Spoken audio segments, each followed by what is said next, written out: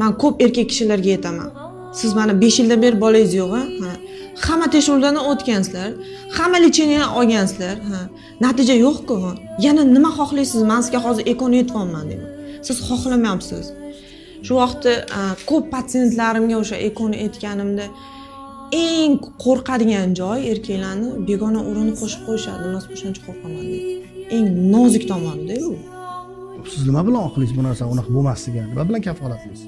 Ular ham sizga o'xshab savol beradi-da. Qanaqa meni bolaligimni isbotlaysiz deydi. Qayerdan bilaman, menikini qo'ydingizmi, boshqanikini? Keyin aytaman.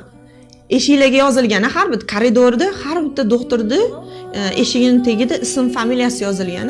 Har bittamizdan o'zimizning katakchamiz bor, o'zimizning xonachamiz bor. Shu xonaga meni xohlab kelsangiz kirasiz, to'g'rimi? Boshqa doktorni xohlasangiz eshikdan qidirib keyin kirasiz deyman. U yerda ham xuddi shunaqa. Urug'ingizni topshirasiz, o'zingizni idishingiz bo'ladi, o'zingizni katakchangiz bo'ladi, o'sha narsa o'zingizga saqlanadi. O'sha sizning ism, familiyangiz bilan. Bo'ldi, boshqa narsa yo'q deb aytaman.